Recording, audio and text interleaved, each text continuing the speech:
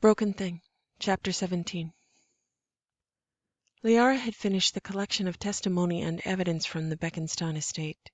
Thane had taken over all shadow broker business as she focused on anything and everything that could help Cara or help Garrus. The reality was that the network supporting the shadow broker was breaking down, and with the Reaper invasion, business of every sort was disrupted.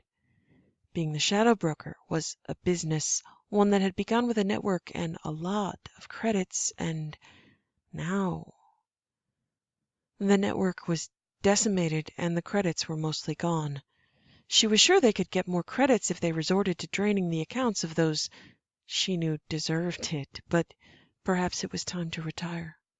It did not look like credits would be of value for much longer. She wouldn't say that to Cara. Lack of hope was a high crime in her presence. She wouldn't say that to anybody. If she could not be inspiring, she could at least be quiet in her despair. Liara had always had issues with both the shadow, not in terms of being unseen, but in terms of shady, and the broker part, and her style had reflected that. She had used the network to gather unseen information. To make the most profit, the existing business model would have been to sell the most compromising information to the highest bidder. The highest bidder was always someone with the most shadow invested in their shady intent, murder and avarice, power and privilege. Instead, she had spent her time protecting information from the highest bidder, giving information away for free to save lives and protect military security, spending a great deal of money to obtain information, and then making no commensurate profit to offset the investment cost. She had saved lives. She had influenced politics, an excellent use of resources. She had not made a good criminal. She was proud of that. Well, she had been criminal according to many definitions. She had not been a profitable criminal. With the Reaper invasion, it didn't seem to matter anymore. Reapers were not subtle. They were easy to find, and the threat they posed was not stealthy. Reapers were not profitable. Agents were dying and disappearing, communication infrastructure shattered and deteriorating. With the preparation Liara and Garrus had managed to secure, readiness was high. That was what she had produced.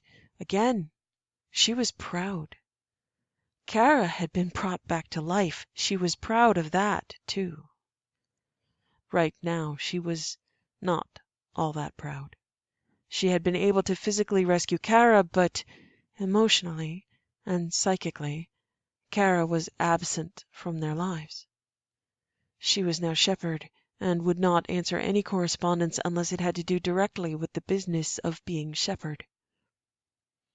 She was not unfriendly. She was not unloving. She was Shepard, shorn of Cara, an incalculable loss. The effect on Garrus was profound. He'd been steady and solid, though in pain after Cara had died, his eyes on the horizon of her legacy and his heart set aside. After she'd come back, he'd been on fire. Something that flickered around him like an aura, some internal flame that burned the fuel of the knowledge that Cara was among the living. After Cara had been abducted, he'd lost that fuel and had begun to burn himself. He burned anything and everything just to keep going until he was consumed. He seemed like a wooden building that had burned all its furniture and was pulling down support beams to feed the flames so they would not go out. Now Cara was alive, and he had burned the fuel of himself. He had nothing left. Only the pain of the burns and the scorch, the ashes, the cold. Now he was left with an empty building he would not abandon and could not warm. Somewhere Cara would not live with him, somewhere he was ashamed to live alone. Cara would not explain to either of them, and that was her way.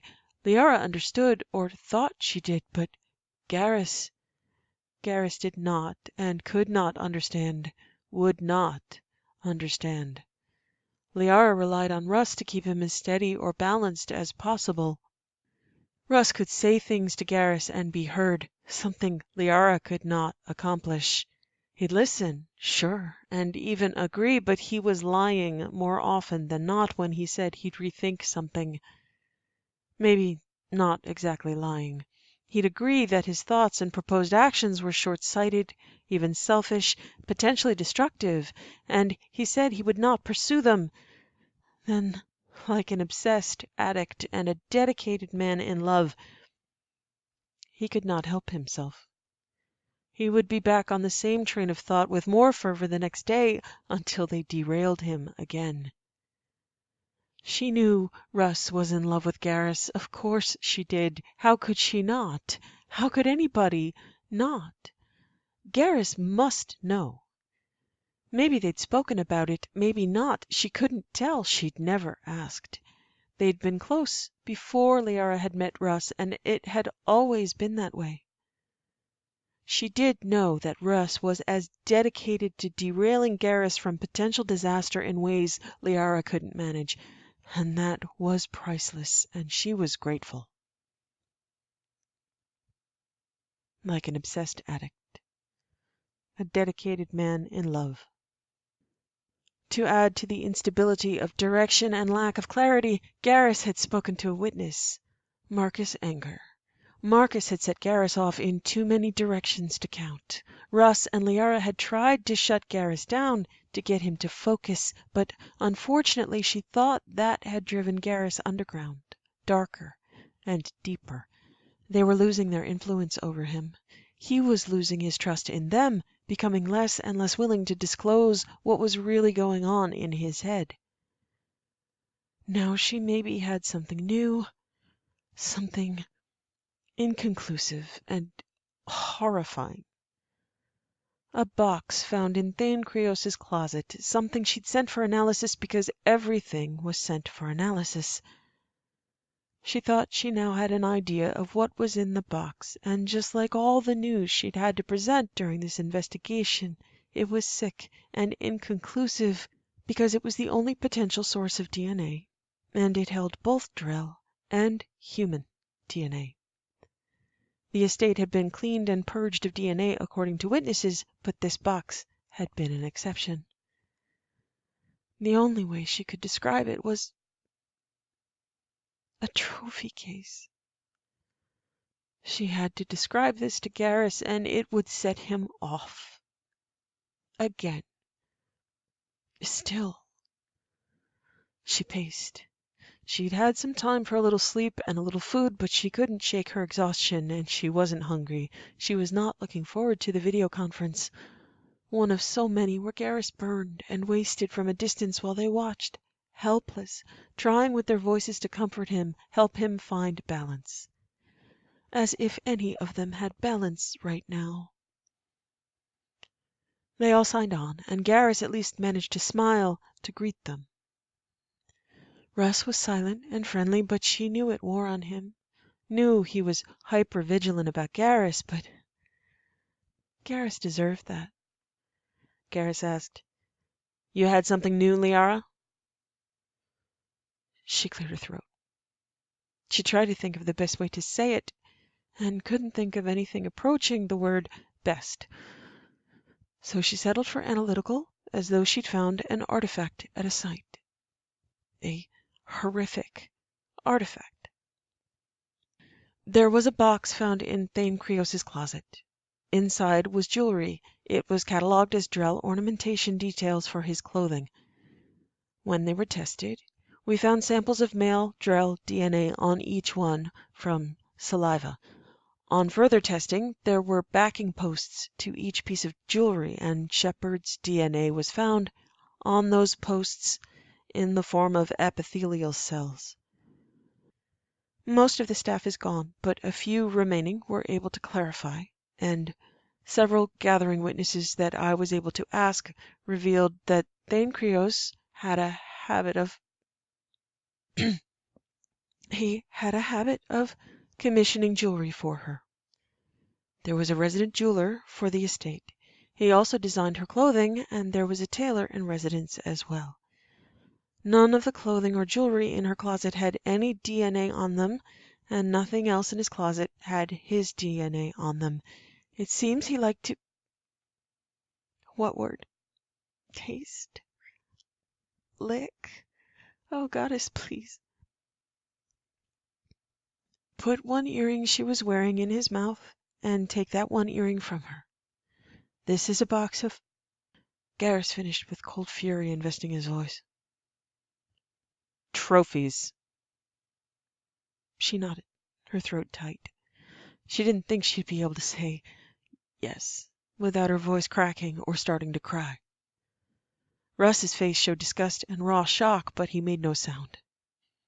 Liara said, "There is no real precedent for a Drell to keep trophies. Their memories are usually enough. It's a risk to retain physical evidence." Garrus asked evenly, "Did you compare that DNA to Celadus?"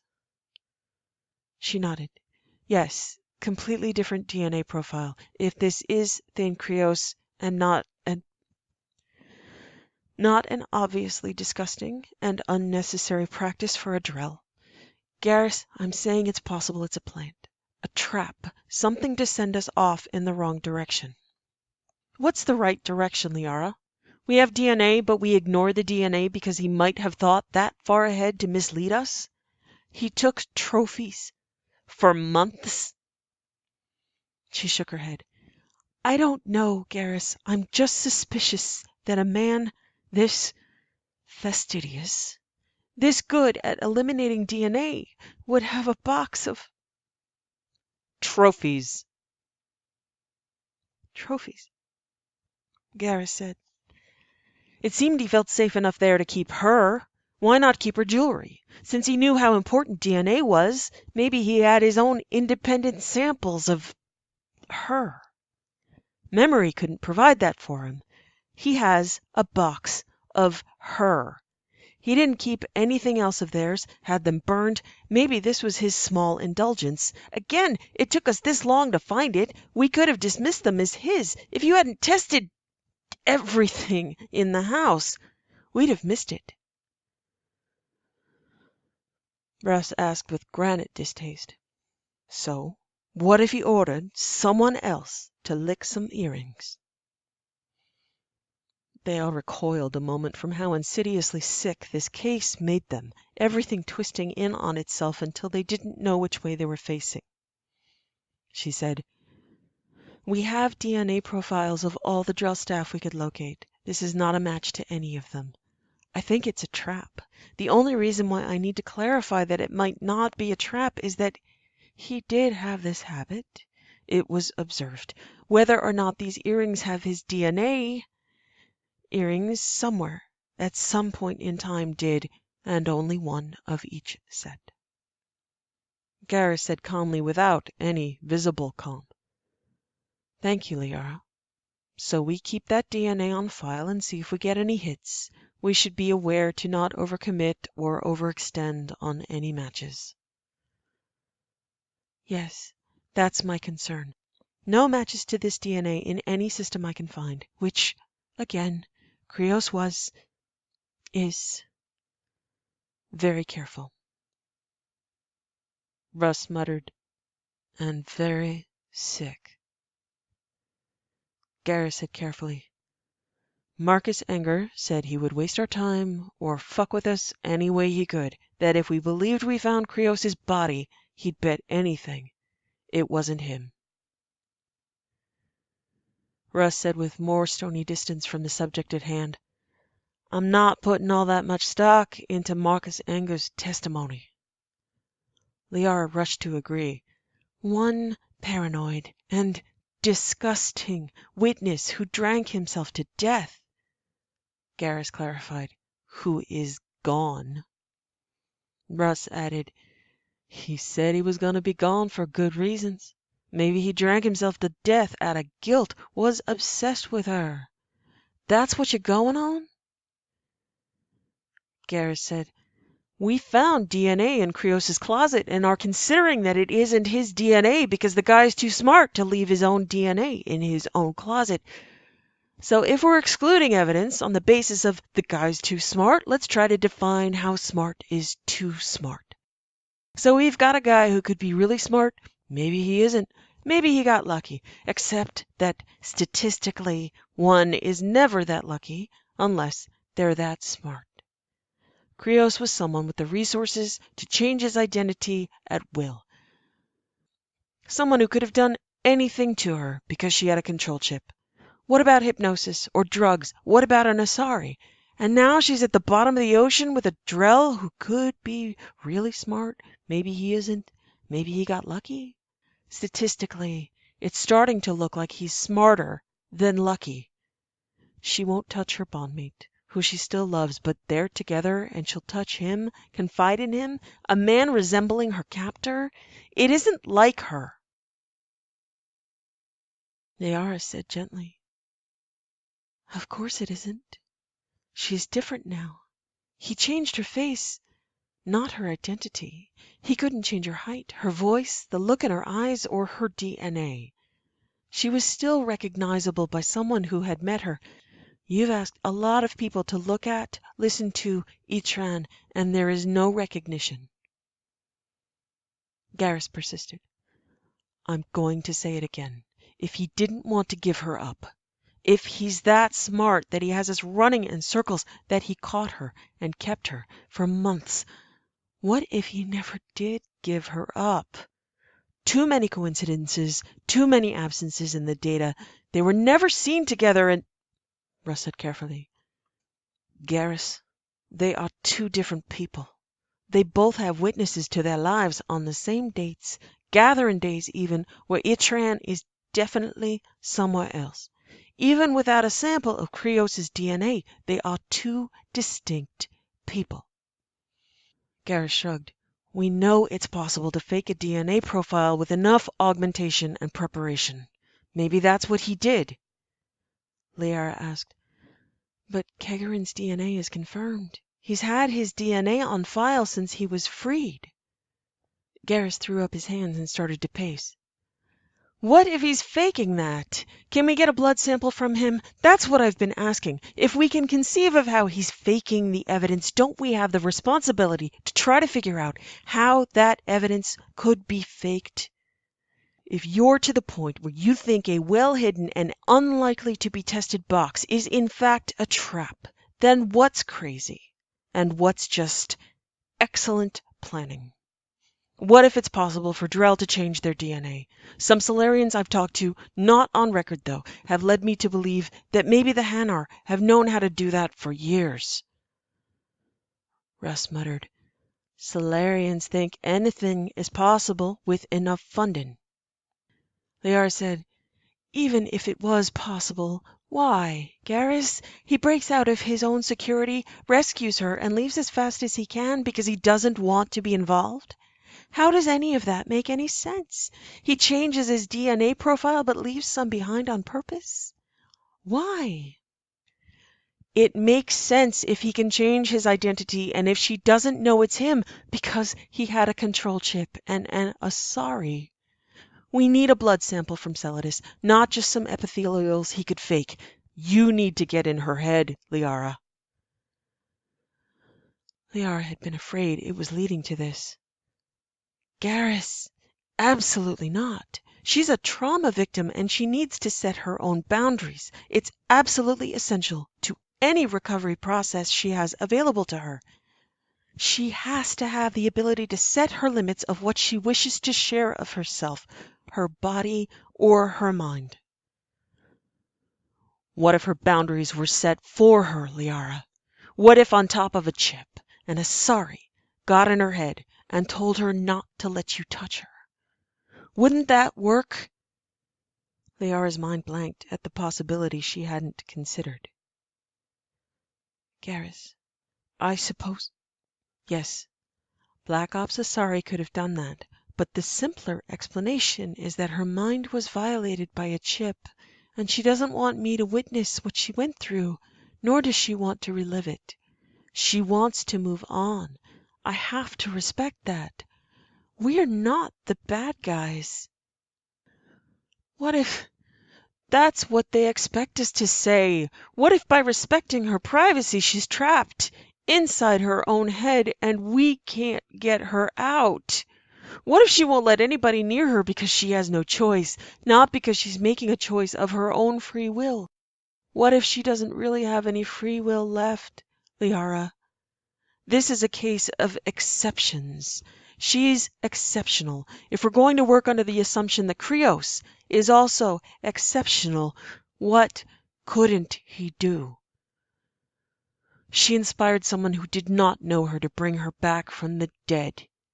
What if she inspired someone to let her go, but still keep her prisoner? Garrus, I can understand wanting to exclude Itran's DNA because it was found on site, but there's a reason it was found there. If the box in Krios' closet is different, doesn't that exclude him? Garrus shook his head. What if the box is a piece of theater intended to make absolutely sure nobody thinks Celadus is Krios? We know the guy likes his theater.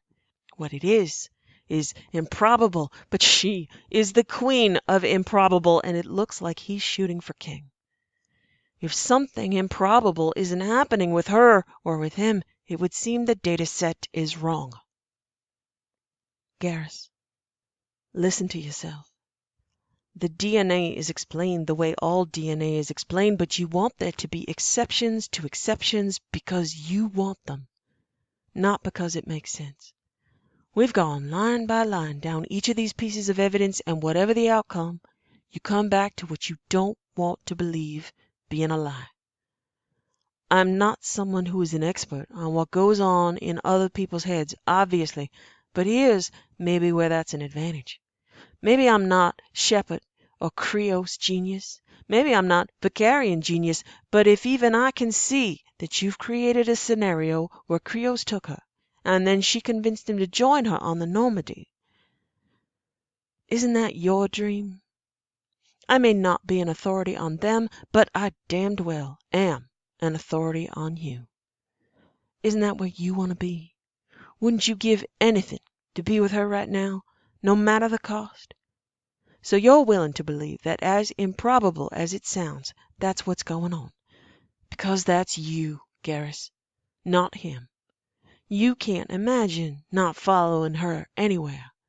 You are giving Krios your reasons, but you've still got a shot at sanity, and he'll always be a sick fuck.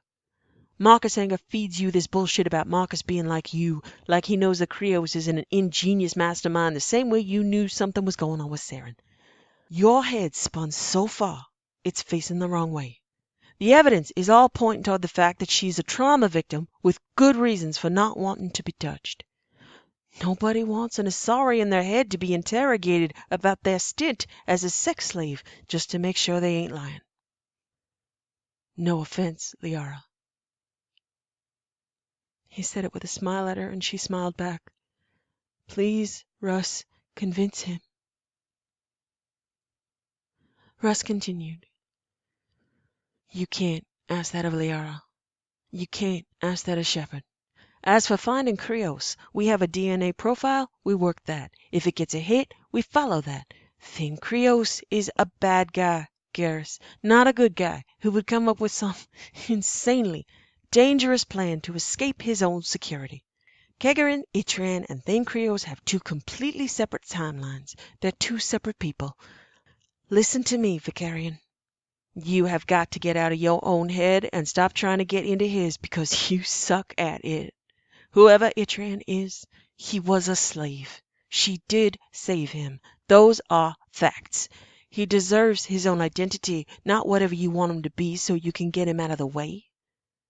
I changed my mind. Your head isn't spun the wrong way. It's just spun toward her, which I understand that's bond and that's real. It's love and it's history, and you want her back. But it's not fair to him to find a way to demonize him just because he's in your way. If it weren't for him, whether he's Krios who let her out or Itran who rescued her, she wouldn't be out at all. Hell, Garrus, it's not fair to her. Whoever he is aside, she's a trauma victim that risked her life to escape. If you're trying to be convinced they could have both walked out the front door because she convinced him they should, why didn't they? If he's so insanely fucking smart and also inexplicably noble enough to leave his estate and fight Reapers for her, if he's that fucking smart, as smart as she is, you think you can predict what he's done? You can't even explain to me why, if he wanted to let her go, he didn't just pay for her to be escorted off Beckenstein and set free, sell his estate, and somehow convince her that he'd make a good Drell squad mate. If he can change his identity to be anybody, why not a great Drell mercenary? She needs good people. He'd know that. He's good, so he gets an identity change and she don't know who he is. We won't know who he is.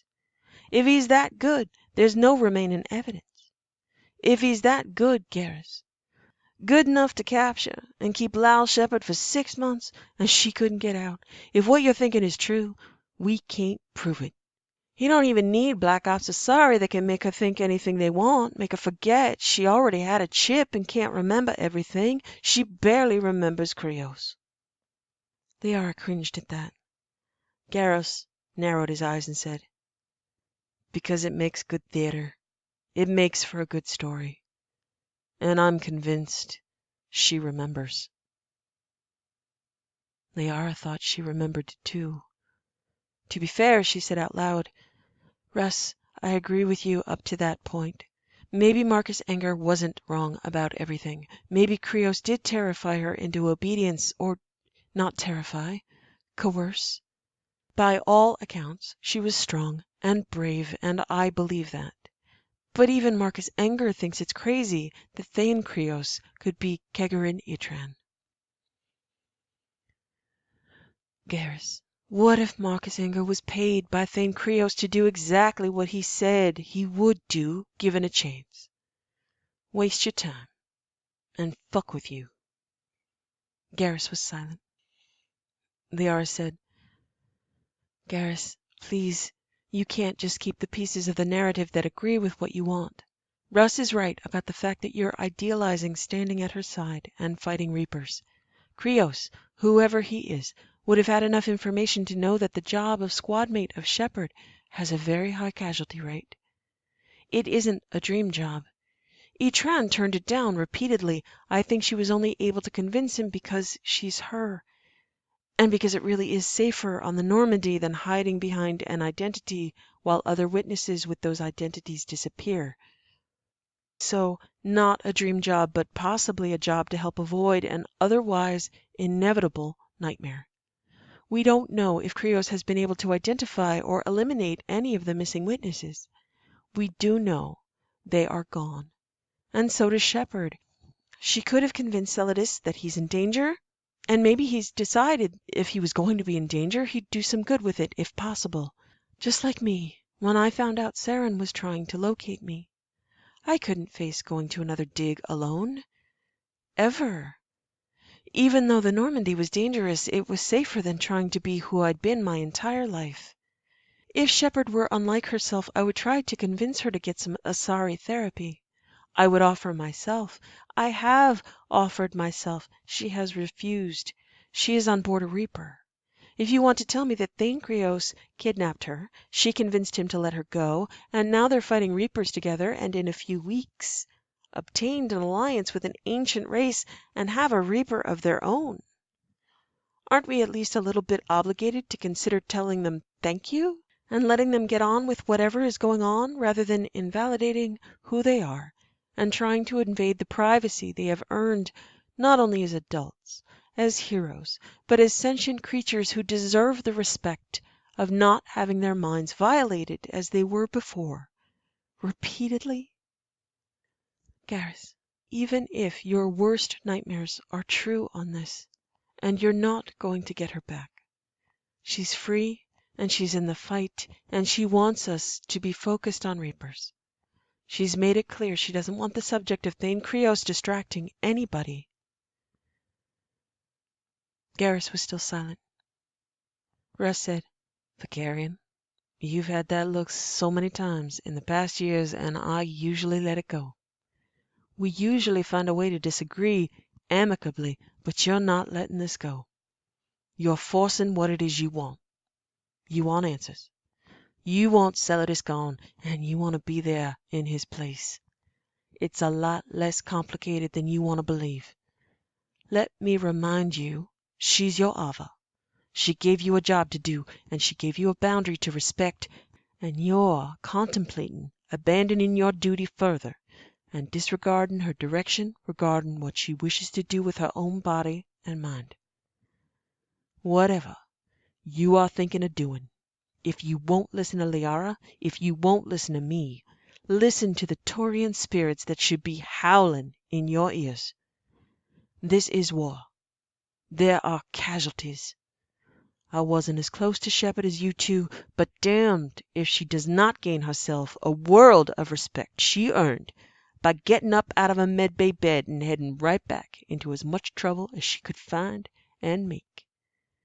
Respect I am not going to violate by questioning her on whether or not she's really sure she's Shepard. She is your bondmate, and you want all of her. I understand that, and I sympathize. But this is war, Garrus. She's back fighting Reapers. Palavin is counting on you to do your job, to protect them. People are dying every day. Lots and lots of people fighting Reapers. She herself would tell you, has told you, do not let Thane Krios distract you from doing the right thing. You'd be playing into his hands, and she wants to stop hearing his name. If only I knew what the right thing was. Garrus, the right thing is loving her, doing your job, the job you gave her, and knowing she loves you too. If she can't give you more, you have to accept that. I know I'm right. I'm obsessed and trying to find a way back to her. That's all true. That still does not mean I'm wrong. I can't let go, not because I'm crazy, which I am, and that can be true too, but I'm not wrong. She's still scared. She's still trapped. She's always... Garrus broke off. So much Russ did not know. Maybe Garrus would have been able to say it if it was just Liara and Garrus, but Liara and Garrus could barely speak to each other without starting to cry, without his sub-vocals overriding what he could say aloud. What you've said is true, Russ. What's also true is that she loves me. I see a way, a simple way, to get definitive answers. A blood test, and a sorry interview. And how would you get those things, Garrus? From people who have given enough of their blood and enough of their minds? They're heroes, right? Always able and willing to give a little more for the cause. Garrus, don't ask her to do this. You'll lose her completely.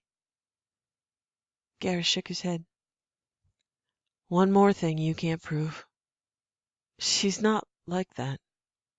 That's why I'm like this. She'll never lose me. I'll never lose her. I don't think I can explain, but those two things are true. These are my two requests.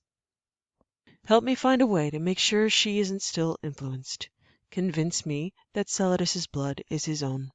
We only have epithelials, and those can be faked with samples. Yeah, they're fighting Reapers. I'm fighting for her. I always have. I always will. I have to try. He held up his hand when they were both drawing breath to interrupt.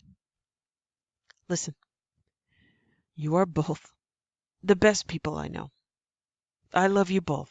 I know you think she can shake anything and everything off, but this idea in me, this isn't from a place of crazy. I'm not saying I'm not crazy. I'm saying this comes from a different place. This is a place of love. Liara's been in her head, but She's different with me. Different in ways I can't explain, shouldn't explain. She still loves me. She always will. It wouldn't matter if I were indoctrinated. She'd still love me. This isn't about losing her. It's about the fact that I can't. She can't lose me either. She needs me, and I can't fail her. She'd forgive me for any stupid stunt I pulled, but I promise I'm not going to do anything genuinely crazy like kidnap her myself and hire my own Asari. If the best Asari I know says no, I'm going to listen. Thank you, Liara. If the best Taurian I know tells me I'm not being the best Taurian, I'm going to say he's right. And thank you. I won't be the bad guy. I'll ask her to talk to me. I'll ask him to give blood.